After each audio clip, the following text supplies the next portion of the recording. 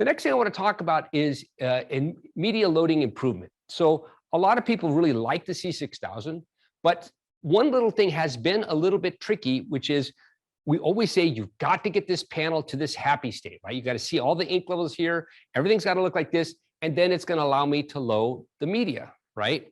However, what if somebody has opened the platen lever, which is not uncommon, and they've taken the media out, and they go ahead and they drop their new roll in here, and guess what? This display is not where you want it to be, right? This display is still complaining about something, a cover being open or something like that. And what would be the net result of that, right? The net result is I try to load my media here, and basically it doesn't take it, okay? Now, the user is very frustrated.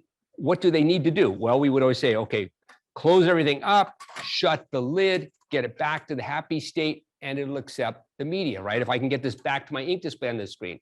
But in fact, today, I'm not going to get the ink level back on the screen, and I'm going to go with reckless abandon, leaving the lid back open, and I'm just going to basically get my media, and I'm going to put it into the station here, put it in, I slide in where it goes,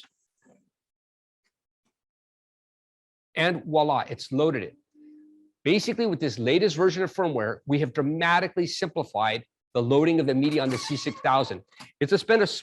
Technically, it's a small thing if you know what you're doing, but it's been creating a lot of frustration for users, and this has now been fixed with the version TS01LA. More specifically, that's the version you find on the web. So I actually would urge you to basically get this version out to your customers, because even maybe some of the users are trained, they may have some users that are not trained. There's no reason to deal with this frustration. So I think we've taken one of the things that has made the 6000 a little bit challenging and greatly improved it with this latest version of firmware.